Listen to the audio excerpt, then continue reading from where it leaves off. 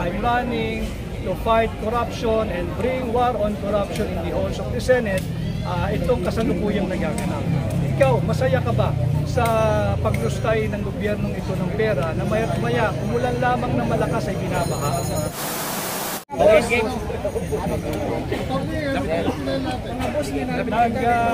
ako ng kandidatura para sa ito at ngayon ay formal na milyong aplikante sa pagkasenador.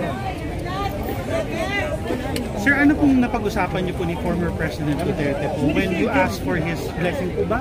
Or you had meetings po? Nag-uusap kami, palagi naman kaming nagkikita at nag-uusap ni Pangulong Duterte. At siyempre, dating Pangulo yan, hindi mo rin naman matatawaran yung pagmamahal sa bansa, sa Pilipino. Hindi may iwasan pag-usapan ang mga kasalukuyang kaganapan sa bansa, yung palalang issue ng korupsyon, at siyempre hindi rin may pag-usapan ng politika sapagkat as we all know, today is the last day to file the candidacy for all elective positions for the midterm.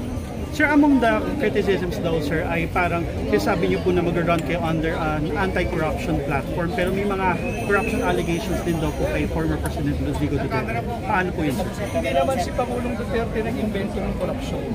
At lahat ng administration before him ay may issue ng administration. But ang sinasabi ko, I'm running to fight corruption and bring war on corruption in the halls of the Senate. Itong kasalukuyang nagaganap.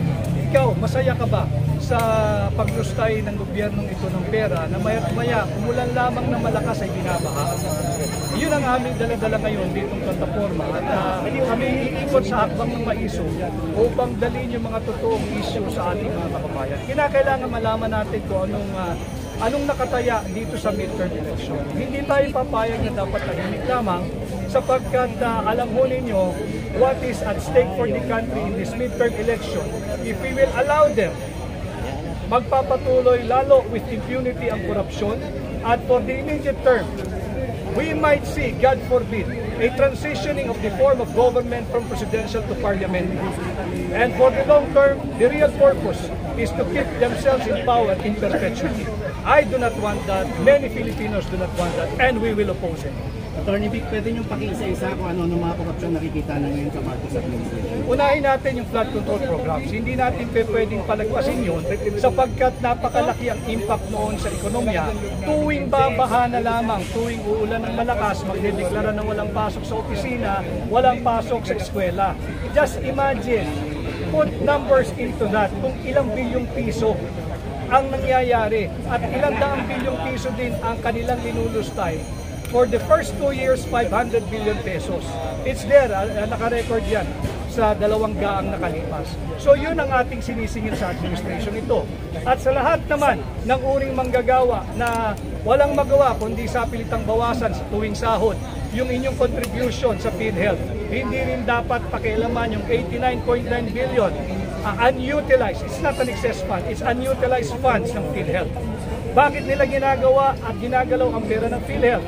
Simple, to fund yung unprogrammed appropriations. Mga kababayan, ang unprogrammed appropriations ang bagong anyo, bagong pangalan ng Congressional Pork Barrel.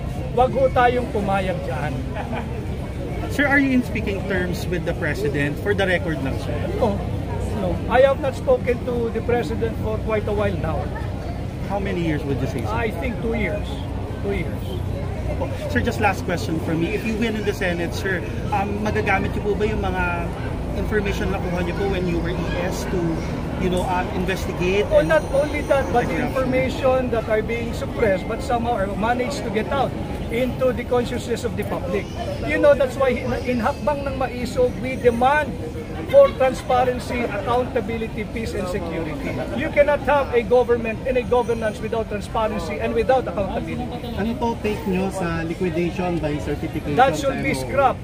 And kung sakasakaling pala rin tayo at bigyan ng mandato ng sambayan ng Pilipino, I will work and push for the scrapping of Resolution number 10 that allows, permit, and legalize yung liquidation by mere certification. Sir, may idea po ba kayo kung si former President Rodrigo Duterte ay tatakbo namin ng senador? Kasi He already filed as mayor. He already filed as mayor. And we were together, naghiwalay lang kami, mga 2:30, I do not know what time is it today now. But settled siya as mayor. So no truth to those reports, sir? Well, you know the President Duterte, he keeps his cards very, very close to his chest at siya lang ang nakakaalam kung ano yung ace up on his sleeve. Sir, nabanggit yung kanina you're no longer on speaking terms with President Matagal na yun. Pero kung ma-elect man kayo, sir, will you support mga programs ng Radnick kung sakali?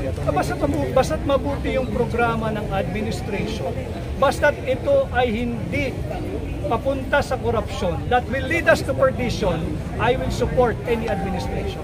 But if it's blatantly corrupt and obviously leads to perdition ng sambayan ng Pilipinas, lalabanan ko yan up to my last breath. What kind of opposition will you be, Attorney Vic Rodriguez? I will be a very, very constructive opposition. And I will always side with the Filipino people. As I have said inside when I was filing, I have decided to file as an independent upang to symbolize and to recognize that my only party is the Republic of the Philippines and my party mates and allies are the Filipino people. Sir, ano po mas, akong bubuwagin niyo po ba ang provincial rate? Ang provincial rate po. Provincial rate. Provincial rate. Bubuwagin niyo daw po. Ano po masasabi niyo sa provincial rate yan? Provincial rate. Opo. We have to, may mga established mechanism. We have to hear them first. Wala tayong magagawa, maraming proposal, but we have to go through the established mechanism when it comes to wage increase or wage size. We'll listen to them. Thank you po. Okay? Sir, kasama niyo ba si Romero, presidente na pumunta? Hindi ko alam kung makakaabot pa siya rito. But we were together dito sa, we had lunch kanina. Kaya lang ang dami, sa Manila, andito siya.